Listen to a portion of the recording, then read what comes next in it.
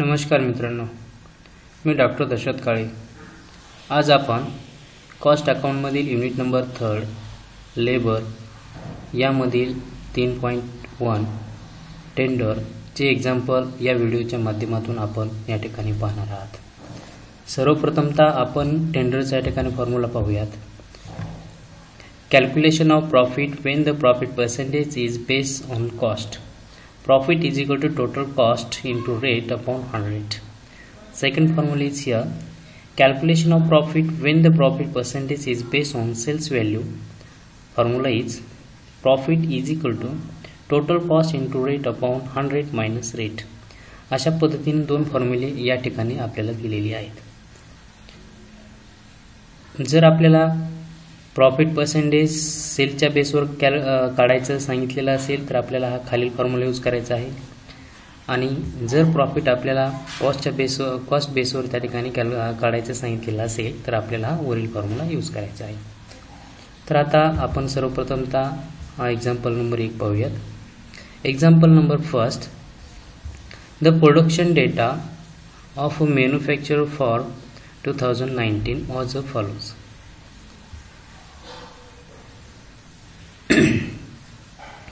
या टेबलमध्ये आपल्याला खालील माहिती दिलेली आहे। Particular rupees, first here material 2 lakh, wedges 3 lakh, work overhead 1,50,000, office overhead 65,000 आणि फायनली लास्ट सेल्स 9,60,000। अशा पद्धतीने या ठिकाणी आपल्याला कॉस्ट दिलेली आहे। तर next, the output was 10,000 units during the 2020. The manufacturer wants to quote price of 500 units. Material cost is expected to rise by 10% and labor cost by 20%. The manufacturer wants 20% profit on sales. You have to assume that overhead per unit will be the same as in the year 2018. Prepare a statement of tender price. तर अशा पद्धतीने आपल्याला या ठिकाणी question दिलेला आहे। तर आपण या ठिकाणी हा क्वेश्चन घेऊन आपल्याला टेंडर प्राइस या ठिकाणी कॅल्क्युलेट करायचा आहे। सर्वप्रथम त्या ठिकाणी आपल्याला टेंडर कॅल्क्युलेट करण्यासाठी फर्स्टला कॉस्ट शीट आपल्याला तयार करावी लागेल। या दिलेल्या माहितीच्या आधारे आपण सर्वप्रथमतः कॉस्ट शीट त्या ठिकाणी तयार करणार आहात। कॉस्ट शीटसाठी आता कॉस्ट शीट आपल्याला माहितीच आहे। कॉस्ट शीटमध्ये सर्वप्रथमतः प्राइम कॉस्ट कॅल्क्युलेट केली जाते, देन वर्क कॉस्ट कॅल्क्युलेट केली जाते, then cost of production, then total cost, then sales. मग यामध्ये प्रॉफिट किती असेल किंवा त्यामध्ये लॉस होऊ शकतो इत्यादी गोष्टी आपल्याला त्या ठिकाणी कॉस्ट शीटच्या माध्यमातून चेक करून पाहिजे आहेत। आता आपण या ठिकाणी कॉस्ट शीटचा जो फॉर्मॅट आहे त्यावर त्या ठिकाणी जाऊयात। आता कॉस्ट शीटचा फॉर्मॅट या ठिकाणी पहा, कॉस्ट शीट फॉर द 2018। आपण या ठिकाणी 19 घेतलेला आहे, तर या ठिकाणी आपण 19 घेऊयात। या ठिकाणी पहा मॅन्युफॅक्चर 2019। मग आपला या ठिकाणी कॉस्ट शीट फॉर 2019। कॉस्ट शीटच्या या ठिकाणी फॉर्मॅट आपण पाहतच आहात। First of all here particulars, then cost per unit and then total cost. अशा प्रकारे आपल्याला कॉस्ट शीटचं फॉर्मॅट तयार करावं लागेल। आता सर्वप्रथमतः अकॉर्डिंग टू द क्वेश्चन्स या ठिकाणी दिलेलं आपल्याला मटेरियल हा प्राथमिक खर्च असल्यामुळे ते आपल्याला प्राइम कॉस्टमध्ये येणारे एक्सपेन्सेस असल्यामुळे ते कॉस्ट शीटच्या आपल्याला सुरुवातीला कॉस्ट शीट हे मटेरियलपासून त्या ठिकाणी चालू होईल।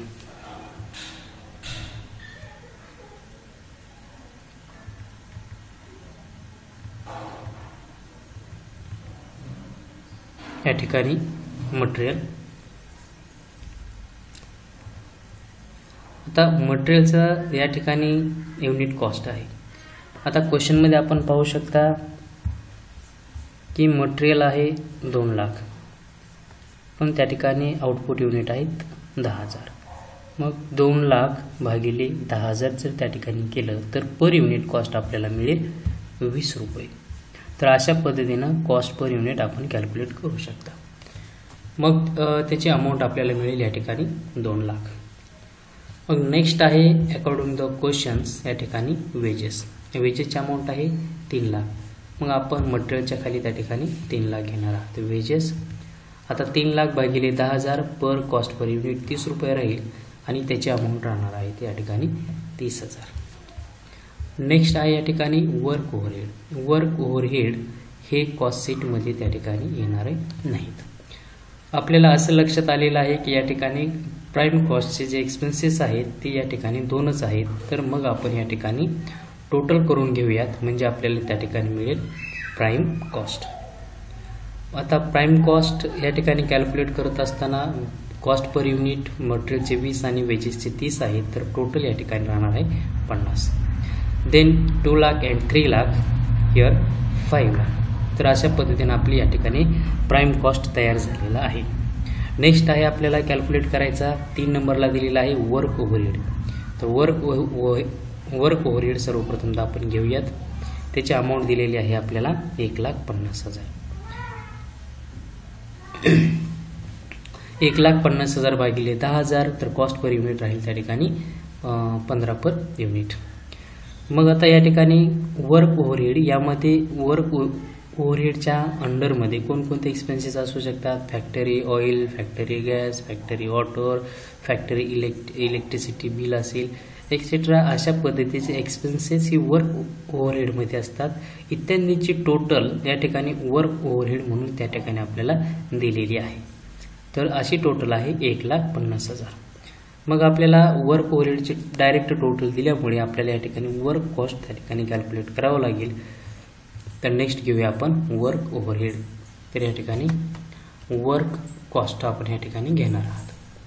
नंतर फायनल मी या ठिकाणी वर्क कॉस्ट लिहून घेईन. याची अमाऊंट आहे या ठिकाणी पर युनिट 50 आणि 15 होतात 65 आणि त्याची अमाऊंट आहे 5 लाख आणि 1,50,000 ते अमाऊंट होत आहे या ठिकाणी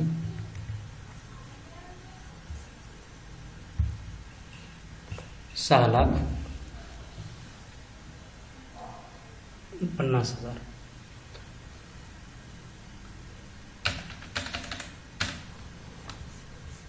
या ठिकाणी नाव घ्यात work cost.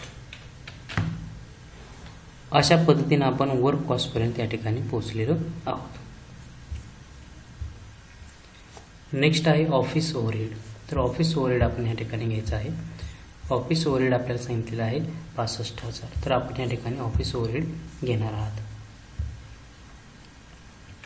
Office overhead 6.5 per unit cost. Amount is 65,000.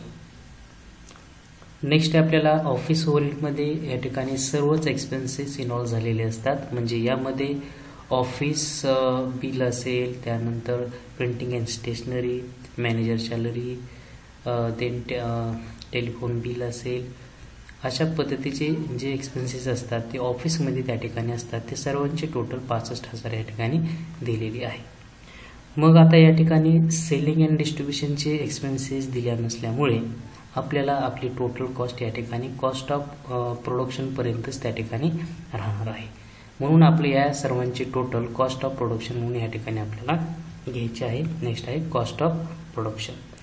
Cost per युनिटची एकंदरीत ऑल टोटल आहे या ठिकाणी 71.5 युनिट आणि अमाऊंटची टोटल आहे 7,15,000.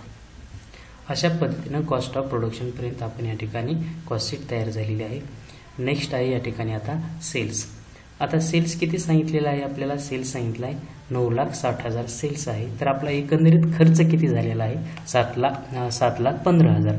आता दोन्हीमधील जो गॅप आहे तो आपला काय राहणार आहे? प्रॉफिट आहे. कारण कॉस्ट 7,15,000 रुपये त्या ठिकाणी वस्तू तयार झालेली, फॉर एक्झाम्पल वस्तू तयार झालेली असेल तर त्यावरती सेलिंग प्राइस म्हणजे त्या ठिकाणी तो मॅन्युफॅक्चरर किंवा तो वस्तू निर्माता त्याच्यावरची प्रॉफिट घेऊन सेलिंग प्राइस त्या ठिकाणी तयार करत असतात. म्हणजे हे झाली इथपर्यंत आपली टोटल कॉस्ट. आता यानंतर सेलिंग प्राइस आपल्याला सांगितली आहे 9,96,000. 9,60,000 सांगितलेली आहे. तर मग 9,60,000 मायनस 7,15,000 जर आपण अमाऊंट केली तर आपल्याला त्या ठिकाणी मिळेल प्रॉफिट. तर या ठिकाणी प्रॉफिट 24.5 युनिट म्हणजेच 2,45,000 या ठिकाणी आपला प्रॉफिट राहणार आहे. तर या ठिकाणी सेल्स किती आहे आपला, सेल्स त्याचा या ठिकाणी युनिट होतील 96 आणि टोटल व्हॅल्यू आहे सेलची 9,60,000 युनिट. तर या ठिकाणी 9,60,000 मायनस 7,15,000 आपल्याला अमाऊंट या ठिकाणी मिळेल 2,45,000 म्हणजे हा या ठिकाणचा काय राहणार आहे, प्रॉफिट राहणार आहे. तर अशा पद्धतीने आपण या ठिकाणी कॉस्ट शीट तयार करू शकतो. आता कॉस्ट शीटचा या ठिकाणी आधार घेऊन आपल्याला टेंडर तयार करायचं आहे. तर टेंडर तयार करण्यासाठी तुम्ही या क्वेश्चनमध्ये या ठिकाणी पाहू शकता की टेंडरची आपल्याला इन्फॉर्मेशन दिलेली आहे. During the 2020 the manufacture on the quotation price for 5 units. म्हणजे आपलं हे कॉस्ट शीट आपण 10,000 युनिटची त्या ठिकाणी तयार झालेली आहे, परंतु आपल्याला टेंडर जे आहे टेंडर फक्त ह्या 10,000 युनिटपैकी 500 युनिट्सच त्या ठिकाणी तयार करायचं आहे. म्हणजे 500 युनिट घेऊन आपण जर या ठिकाणी टेंडर तयार करत असाल तर त्यासाठी material cost is expected to rise तर 10%. मटेरियल कॉस्ट जी आहे त्या ठिकाणी 10% त्या ठिकाणी वाढवण्यात येईल आणि लेबर कॉस्ट बाय 20%.